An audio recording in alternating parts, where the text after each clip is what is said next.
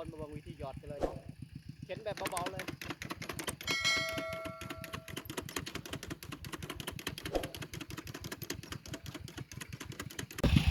สบายดีทุกคนเนาะ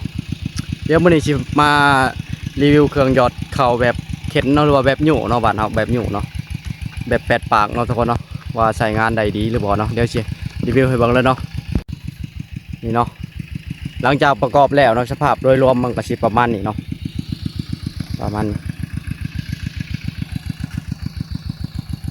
แบบนี้ใช้ดีเด้อทุกคนทุกคนก็หาก็ลองซื้อมาใส่เนาะเพราะมันเกิดเป็นกอเนาะมันจะเกิดเป็นกอเข่าเนาะเป็นวางคือเฮาดำเอาเนาะเป็นวางคือเฮาดำเอาแบบนี้นะเดี๋ยวเติมเข่าเลยวิธีเติมเข่าเลย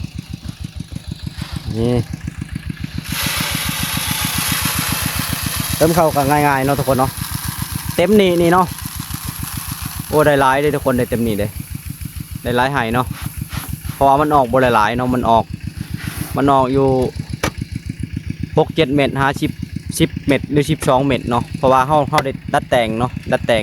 เก็บมาได้ค่ะแนวแต่งเก็บมานี่เนาะ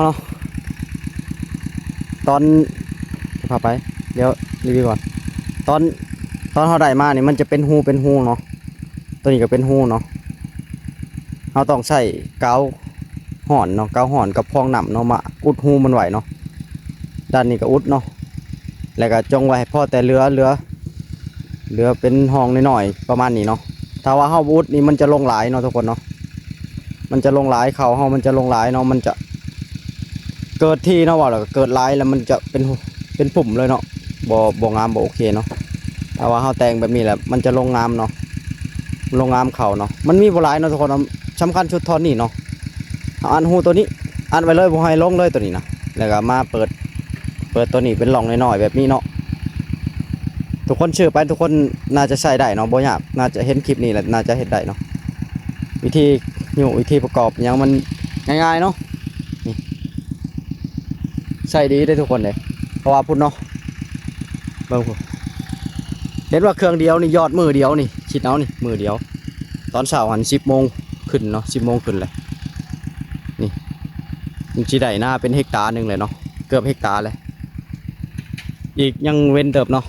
แต่น่าจะยอดไปอีกประมาณ2 ชั่วโมงเนาะคือน่าจะได้หลายเติบหมดแหละนี่เนาะกำลังไถกำลังนั่นนี่เนาะเดี๋ยวจีถ่ายวิธีหยอดให้เบิ่งเนาะทุกคนมาเบิ่งวิธีหยอดกันเลยเนาะเข็นแบบเบาๆเลย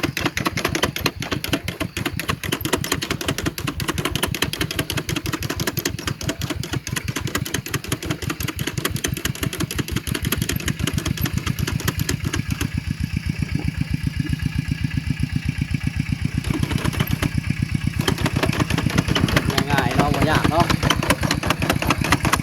ง่ายเลย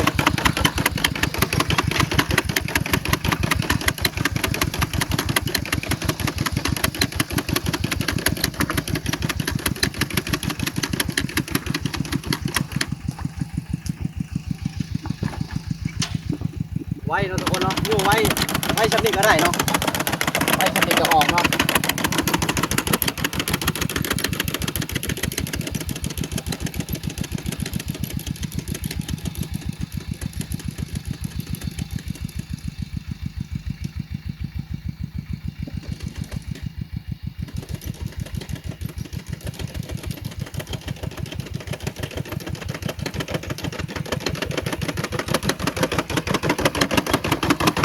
ครับทุกคนครับ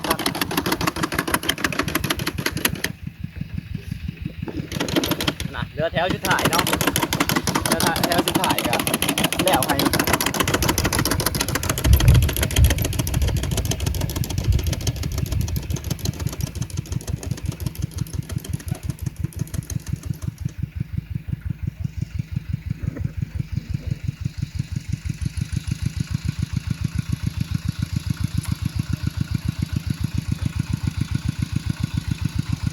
แล้วเนาะง่ายๆบ่ยากทุกคนง่ายเนาะโอเคเนาะทุกคนเนาะบรรยากาศเฮากระถ่ายให้เบิ่งเรียบร้อยแล้วเนาะคลิปก็สิมีประมาณนั้นเนาะการถ่ายให้เบิ่งเนาะกับอาจจะบ่ละเอียดเนาะจะฮู้ตัวใดก็แชทบอกแล้วก็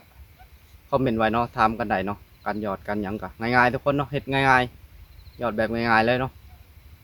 คือโก้ โอเคเนาะทุกคนเนาะคลิปนี้ก็เดี๋ยวคลิปหน้าพอกันใหม่เนาะคลิปนี้ก็จบลงเพียงเท่านี้เนาะ